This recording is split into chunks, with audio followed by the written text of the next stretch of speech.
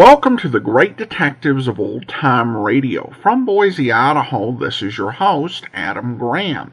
If you have a comment, email it to me, box13@greatdetectives.net.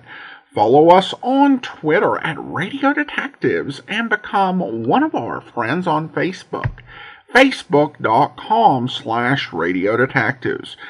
Today's program is brought to you in part by the financial support of our listeners. And you can support the show on a one-time basis, support.greatdetectives.net. And you can also support us with Zelle by sending a donation to box13@greatdetectives.net or become one of our ongoing Patreon supporters for as little as $2 per month. Just go over to patreon.greatdetectives.net. Well, now it's time for today's episode of Crime Photographer. The original air date is March 6th of 1947, and the title is Mysterious Lodger. The Anchor Hawking Glass Corporation brings you Crime Photographer.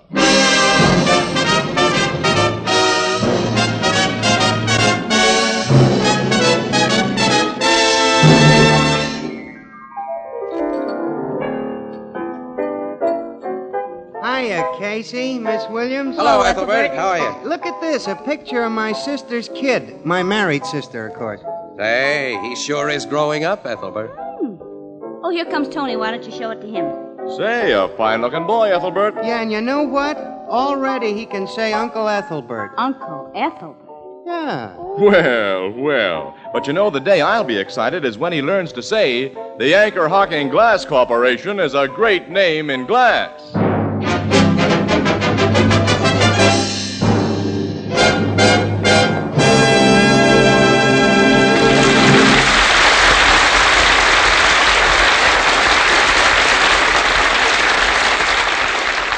Good evening, ladies and gentlemen. This is Tony Marvin. Every week at this time, the Anchor Hawking Glass Corporation of Lancaster, Ohio, and its more than 10,000 employees bring you another adventure of Casey, crime photographer, ace cameraman who covers the crime news of the great city.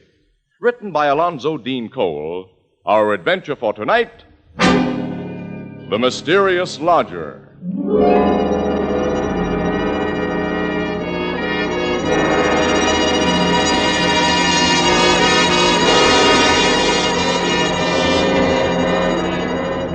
Morning, about 10 o'clock.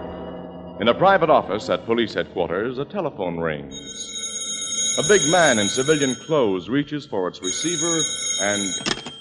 Homicide Bureau, Captain Logan speaking. Is this the place to report a murder? It is, lady. I think I got one for you. Who's this speaking? I'm Maggie Myers. To be really proper, I'm Mrs. John Rodney Myers. I'm a widow. What's the address? 1139 Midland Street. 1139 Midland? That's right. It's my lodger, a lady who rooms with me who's been killed, I think. What makes you think that... Well, you get out here and look through the keyhole of the door like I just did, and you'll see. We'll be there right away, Mrs. Myers. I'll be waiting for you. Goodbye. Sergeant Flanagan. Yes, Captain? Tell the tech squad and the doc to follow us to 1139 Midland Street. You go with me. Yes, sir. What happened at 1139 Midland Street, huh? Casey. Good Hi, morning, pal. Captain. What are you two doing here? Well, don't we usually drop in to inquire what's happening in the murder department? And it seems we picked just the right time today. Okay, Miss Williams. You and that lug with the camera follow my car. Come on.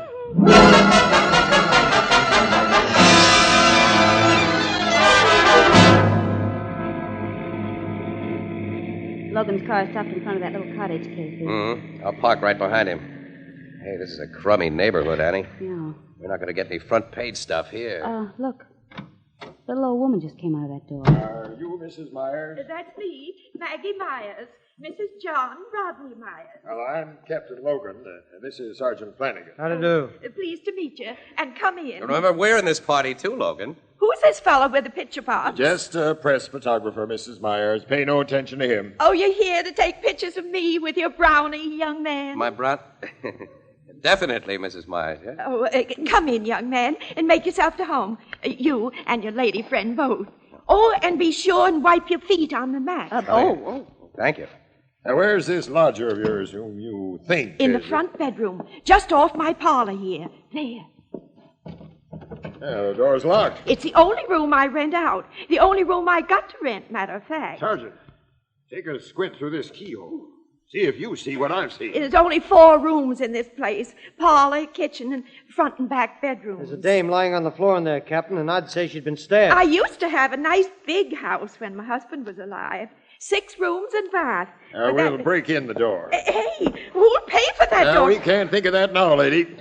Together, Flanagan. Yeah. One push is all a door like that needs. Hey, this dame on the floor is stone cold. Been dead for hours. Look at this knife in her back, Captain. Pushed into the hilt. Hold it, everybody. Got Casey, it, thanks. Thank you. You know you can't take pictures until I say so. Now, all of you keep out of this room. I don't want you stepping on possible evidence. Why, Captain, none of us have come inside that room. You know we know better than that. When I'm watching you. Poor Miss Patrick. Poor Miss Patrick. Hey, is that the dead woman's name, Mrs. Myers? Yes, Alice Patrick. At least that's what she told me. Such a nice, quiet woman she was. And she paid her rent so regular. I'll want to hear all you know about her very soon. She's a big gal, about 45. Only a husky guy could have driven that knife so deeply into her back. That was done with one clean stroke, Sarge. Yeah, it took muscle to do that, Captain. Got any idea who was in this room with your lodger last night, Mrs. Myers? No, I haven't, young man. Miss Patrick come home alone about 8 o'clock last night and said good evening, and then she went into her room, and I heard her lock the door. When did you find that she'd been killed? Well, when it got near 10 o'clock this morning and her door was still shut, I begun to get a little worried. Why? 'Cause I did, that's why. Go on, please. Well, finally I called to her and she didn't answer. Then I did what any woman would do and look through the keyhole. After that, I run out the corner store where there's a phone and called you. This door wasn't only locked on the inside with a key, Logan. It was fastened with a bolt. I told you not to come in here, Casey. I'm only poking my head around the door frame, Logan. The killer never left this room by the door, Captain. That's pretty obvious, Miss Williams. He used that window. Oh, he couldn't have done that, Captain. That window's locked. Mrs. Myers, it's open 2 inches from the bottom. I say it's locked. I know my own house. Try it. Okay. Say, it is locked in this position. Locked from the inside by them spring bolts in the frame. Miss Patrick always left it like that at night, open enough to get fresh air, but not open enough so even a cat could get in. Somebody stabbed Miss Patrick in a room they couldn't get out of. But how? It's very simple. Oh, it is, huh? Mm-hmm. Can I come into the room, pal? I'll watch my step. No, come on. Thanks. Now, look. This is an old-fashioned type of window without counterweights. To raise or lower the sash, you pull out 2 spring catches on the side. Yeah? Well, the round spring bolts in the sash snap into holes in the casing and lock when they hit those holes, which can be prevented. Probably to delay discovery of the body, the killer wanted to leave the window as he found it, open about 2 inches. So he ran a pair of thin strips or something, maybe cardboard, between the sash and the casement.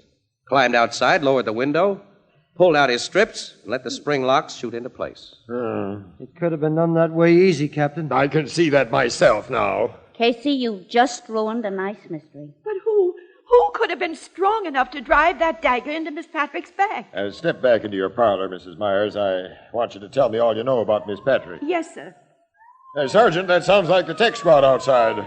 Oh, listen to all the klaxons. Yeah. Let him in and have him give that room the works. Yes, sir. Now, Mrs. Myers, how long have you known Miss Patrick? Only 2 months, sir, since she rented my room. She was a very mysterious woman. Mysterious? Mysterious, Captain. Mysterious.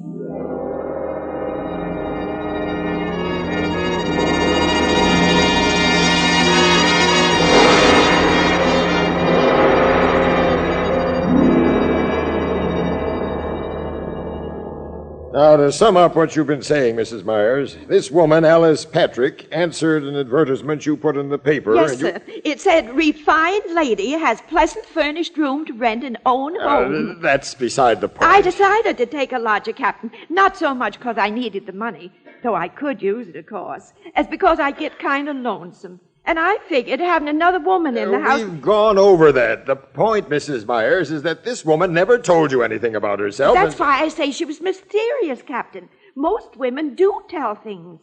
Women like to talk. I see that. And another thing, she never went out of the house without leaving her suitcase locked. How did you discover that? How do you suppose I discovered it? Sergeant Flanagan. Sergeant.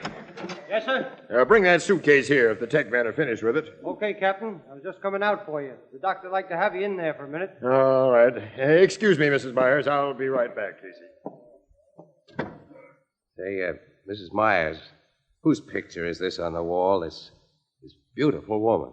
Believe it or not, Mr. Casey, that was me 50 years ago. You know, I figured it was. Honest? Yeah. Now I'm all wrinkled and shrunk up. Oh, no, indeed. Your face still has the nice lines of the girls in this picture. Oh, you're just kidding. But it's nice of you to do it. Oh, really? I'm not kidding. My husband, John, used to say pretty things like that.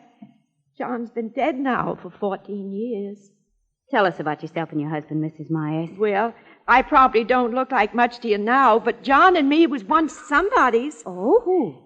You never heard of Maggie Garland? Well, no, I... Oh, of course you didn't. Maggie Garland was my stage name back in your grandfather's days. You were an actress, eh? Dramatic soubrette. I wasn't a very good one, I guess, but I looked real good in tights.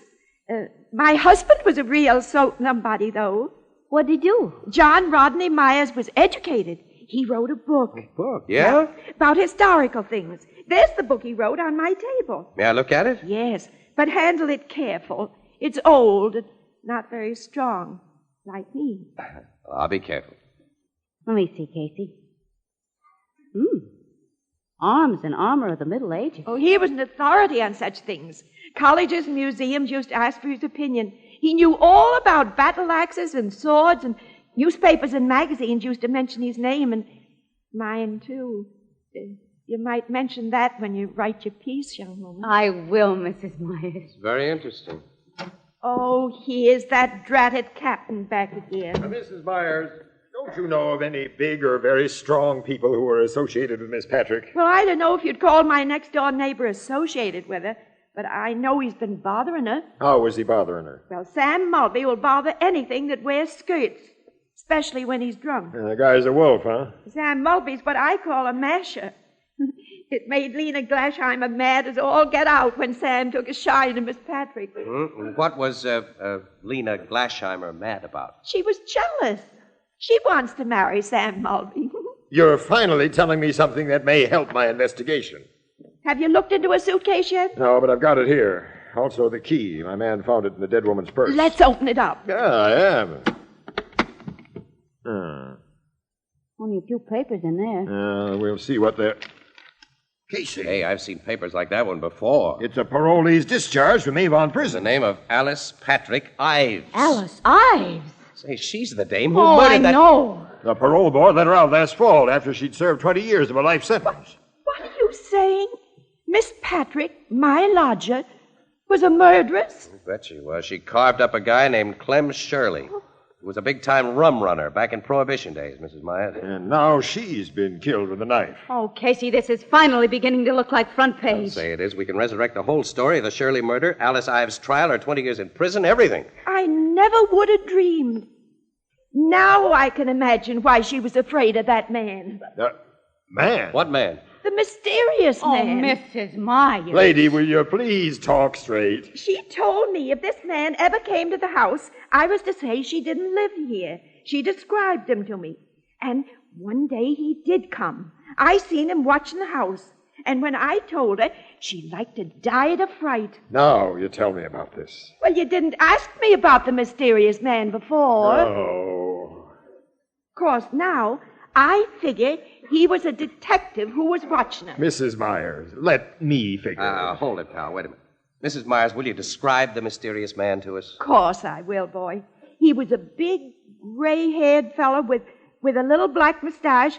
Oh, and a long scar on his left cheek. A scar? Oh, she's described Pete Shirley. The brother of the rat that Alice Ives killed. He's paid that dame off for knifing his brother. Oh, Casey, this will be a story. And you'll be in it, too, Mrs. Myers, as the star witness. Put on your hat and coat, Mrs. Myers. We're going to headquarters where you can look at Pete Shirley's picture. And if you identify him, this case will be all washed up.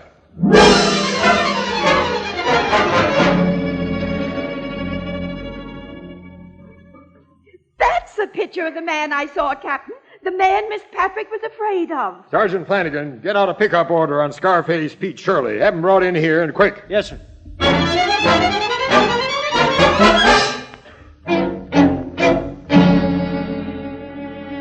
Boys have got Pete Shirley, Captain. Swell, Hey, Sergeant. that's quick work, Flanagan. Only a couple of hours. Now, bring him in here. I don't think you'll like him in your private office the way he is, Captain.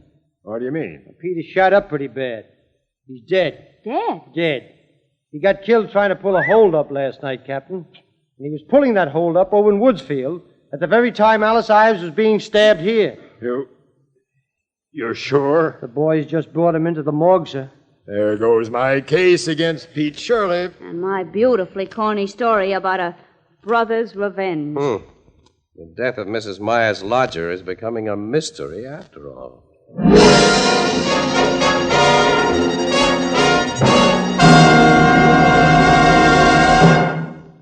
A few nights ago, I had dinner with a friend whose wife is one of the best cooks I know, and I asked her if she used Fire King oven glass. Well, she said she did, and then she continued, "You know, Tony, I find the most important thing about Fire King oven glass is that it practically ensures results, because it bakes foods quickly, evenly, and all the way through." Well, then I asked, "Well, tell me, how about the fact that Fire King oven glass saves so much time in the kitchen?" And she said, "Well, that's mighty important, too. Why, Fire King oven glass cuts my dishwashing time by a full 2/3, because I use the same casserole or baking dish to bake and serve foods and to store leftovers." Well, that just about sums up the story of Fire King oven glass in the opinion of one of the best cooks in the world. But here are some other facts to remember. Each piece of Fire King oven glass is guaranteed for 2 years against oven breakage. Each piece is incredibly low in price, and you'll find a wide selection at your favorite chain, variety, hardware, or department store. Fire King oven glass is a product of Anchor Hocking. A great name in glass.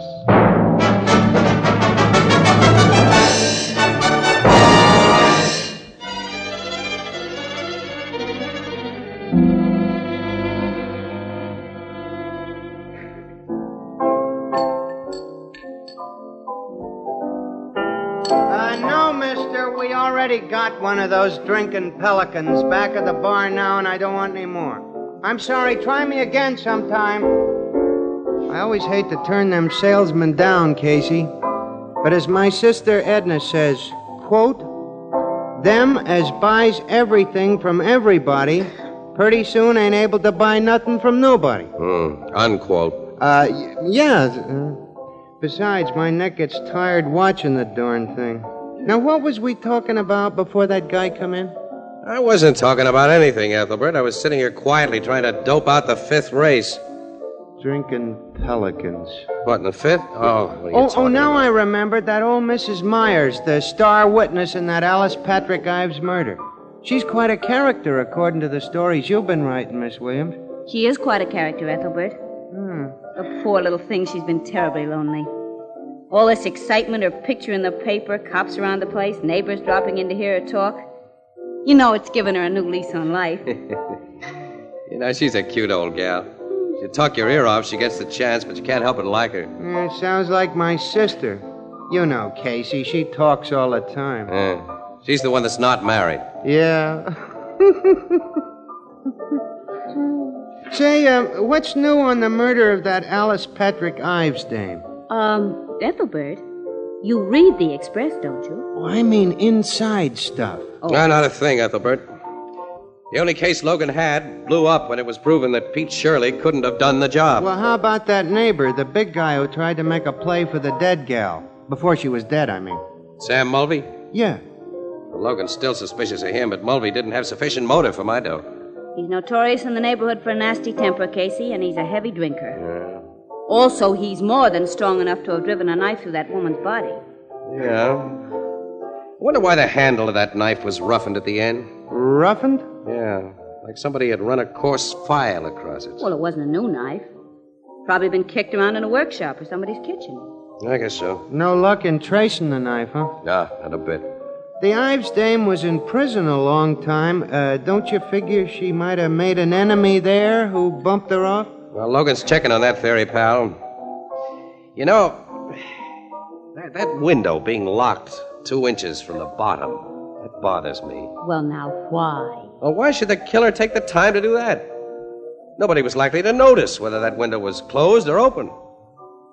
And after the killer made his getaway, it didn't matter. There was no darn reason for that window. Hey, there's always a reason for everything. Excuse me, Annie. I'll see you later. Where are you going? I'm going to take a walk and think.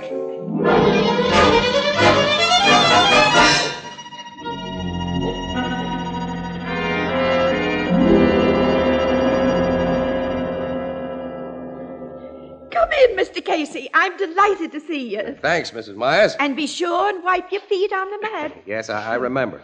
Come in the parlor and sit, if you don't mind the muss. Some of my neighbors was in, and they wanted to hear firsthand about poor Miss Patrick. They just left, and I ain't had time to clear up the tea things we used. Oh, can I give you a cup of tea? Tea? Oh, no, thank you. No, It won't take but a minute. tea just isn't my dish. I'll make you coffee. I can get along without coffee, too. Oh, young fella, I haven't got anything else. Mrs. Myers, I came here for a talk, not a drink. Oh, that's fine. I like to talk. Yeah. Like to have people want to talk to you, Oh, too, I guess huh? everybody wants that. Yes, especially persons who were once somebody, as you were. Oh, I was never much. Just an actress without much talent, but my husband was really the somebody. Yeah, indeed he was. I stopped at the public library this afternoon and looked over his book, Arms and Armor of the Middle Ages. Oh, you did? Mm-hmm. I'm afraid it was a little over my head, It though. was interesting, don't you think? Yes, it gave me an idea. I guess it gave you one, too. What? I don't know what you mean. You killed Alice Patrick Ives. Of course, you're joking. No, Mrs. Myers. Young man, I weigh just 91 pounds in my heaviest coat and winter galoshes. Are you saying I drove a knife completely through that big woman? Uh-huh. And you did it from outside of her locked window. How could I do that? With one of the medieval weapons your husband wrote about, the kind he says could throw an arrow or a spear or a knife with accuracy, silence, and great force? The window was open 2 inches. The knife was shot through that opening. You figured you were creating really a great mystery, huh? A woman stabbed in the back in a completely locked room. That appeal to the dramatic instinct an actress never loses. You're pretty smart, young man. You know, I never figured that window could be shut and locked from the outside the way you said. You kind of spoiled the mystery. You admit you killed Miss Patrick? Oh, of course I don't. I'm just talking. It's nice to talk, even on a crazy subject. Why, in your opinion, did I kill that woman? Well, I guess in order to get attention. The attention you've been without for years. Oh, I have been very lonesome.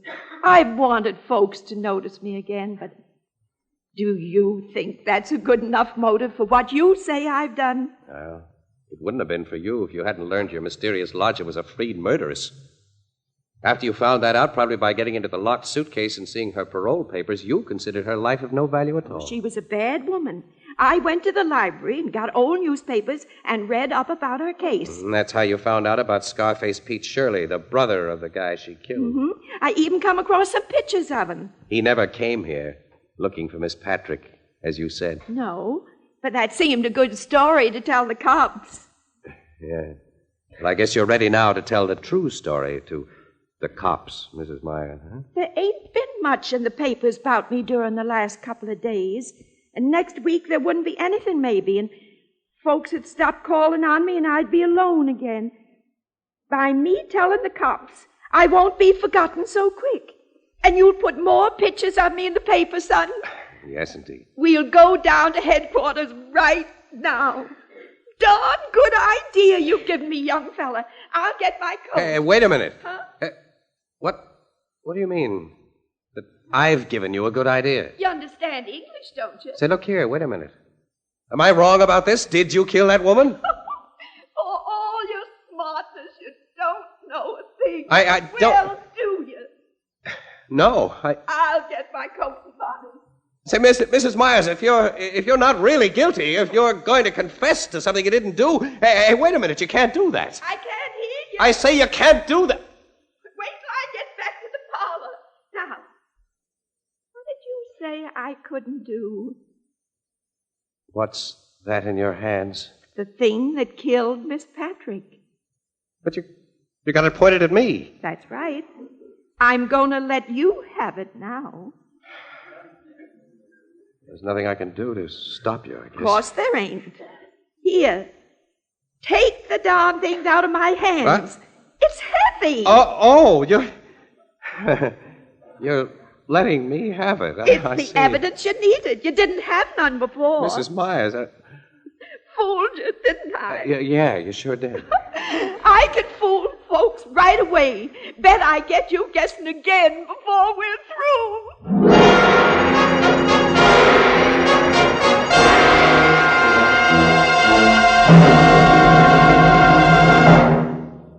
Surveys show that housewives, almost without exception, prefer to buy foods and other household products packed in glass containers. Their reasons are many and varied, but chief among them are 5 important facts. 1, glass containers have no effect on the taste of the food they contain.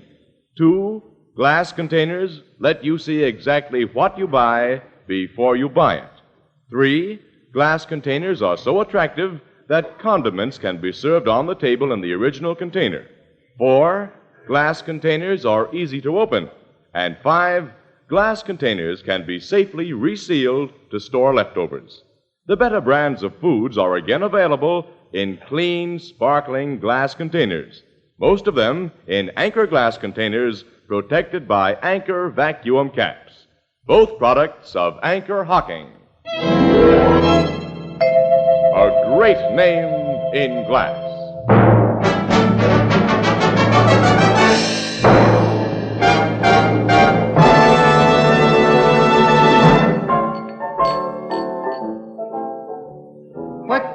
What was the gadget Mrs. Myers had that shoots knives, Casey? It was an old crossbow, Ethelbert.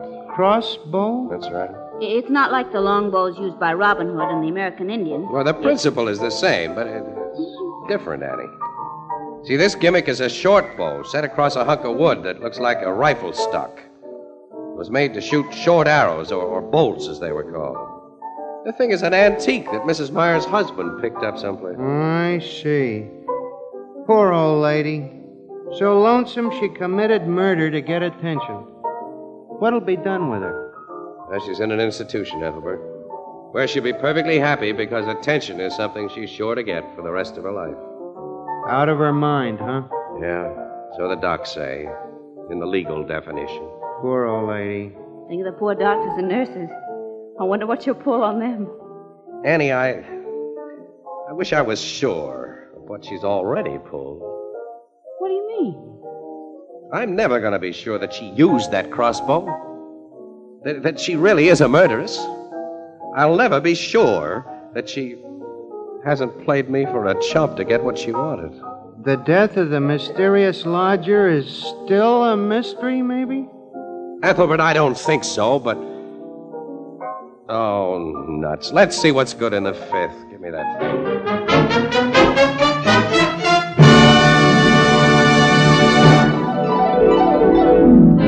Crime Photographer, starring Stotts Cotsworth as Casey, is brought to you each Thursday by the Anchor Hocking Glass Corporation, makers of Fire King oven glass, Anchor glass containers, Anchor caps and closures, all products of the Anchor Hocking Glass Corporation, a great name in glass.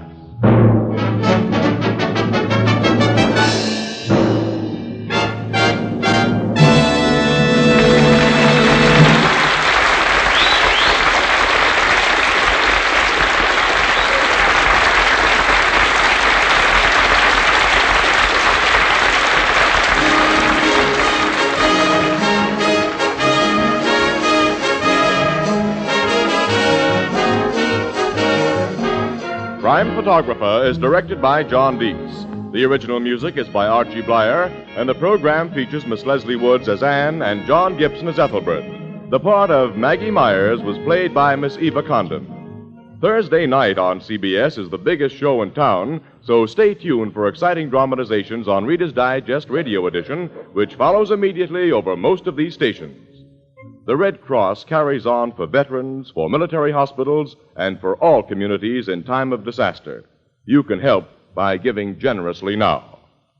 And this is Tony Marvin saying good night for the Anchor Hocking Glass Corporation, the world's largest maker of household glass. This is CBS, the Columbia Broadcasting System.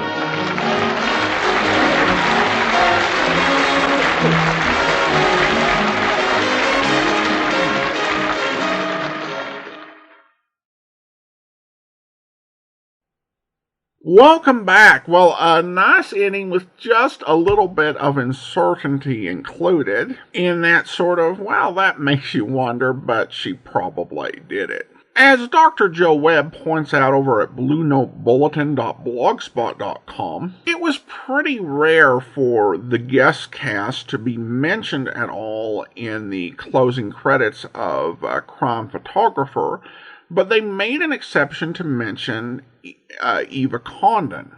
Now, Eva Condon was a name that fans of New York theater would know very well.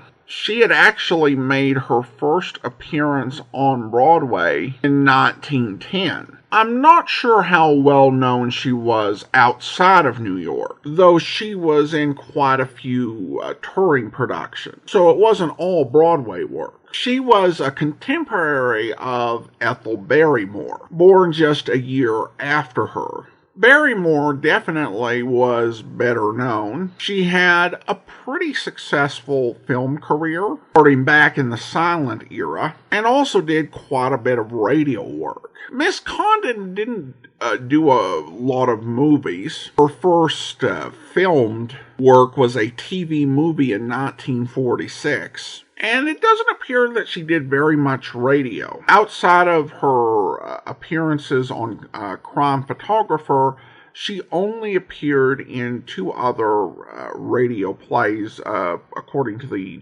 Radio Gold Index. Though obviously, there may have been lost recordings, but what we have, it doesn't look like she did much radio at all. So it's likely that she was probably not as well known as Ethel Barrymore, particularly since she was 66 when she recorded this. That said, she is just fantastic in the role. I mean, we get to hear a lot of elderly women portrayed in old-time radio programs. And sometimes, they would even bring in, have younger women do the roles. But she was just incredibly engaging. You can definitely tell from this recording the amount of talent and ability she had just to really bring this character to life and make her someone that was interesting, even if she was a bit over the top. So I really did enjoy the performance. Another thing that Dr. Webb pointed out is that the way the window worked was such a big key to Casey's deduction, but is not the way that windows work today. Though I think I've been in a few houses where I have seen windows like that, but yeah, your newer windows won't work like that. Now we turn to listener comments and feedback, and we have a couple of comments regarding the gray kitten. First, Linda emails in and says, "Hi Adam, the premise of this week's Crime Photographer was borrowed from Edgar Allan Poe's short story, The Black Cat. The story seems to have been popular in 1947. I have some of the mystery in the air shows hosted by Peter Lorre and was able to look up when the story was broadcast on that show. It was released September 18th, 1947, several months after the Crime Photographer episode." Thanks, Linda. Reading a summation of the story, I can definitely see how some elements might have been part of the inspiration for The Gray Kitten. David has some additional insight. He writes, I just got done listening to this episode and, like you, was really struck by the description of the second wife, who likes to play hide and seek, and how the plan was to trap her in a trunk and gas her to death. I wonder if this might be based on the urban legend of the Mistletoe Bride. The story goes, in the early 1800s, a British lord named Lord Lovell married a younger woman on Christmas Day. After the wedding, the guests decided to play hide and seek. The bride hid in a heavy trunk in an attic, and then when she closed the lid, found herself locked in. She was never found, died, and was eventually discovered years later when the trunk was opened and her skeleton, still wearing a wedding dress, was revealed. I think that means she won the game. Anyway, I don't know that's what Alonzo Dean Cole had in mind when he wrote that episode, but considering his time writing The Witch's Tale, it wouldn't really surprise me. Thanks again for your fantastic podcast. Well, thanks so much, David, and I appreciate the information. Now, I do want to go ahead and thank our Patreon supporter of the day. Thank you to Philip, Patreon supporter since December 2019, currently supporting us at the Detective Sergeant level of $7.14 or more per month. Again, thank you so much for your support, Philip. And that will do it for today. Join us back here tomorrow for The Fat Man. And then coming this Saturday, we're going to be getting into The Silent Men. And then join us back here next Monday, another episode of Crime Photographer. In the meantime, send your comments to box13 at greatdetectives.net. Follow us on Twitter at Radio Detectives and become one of our friends on Facebook, facebook.com/Radio Detectives. From Boise, Idaho, this is your host, Adam Graham, signing off.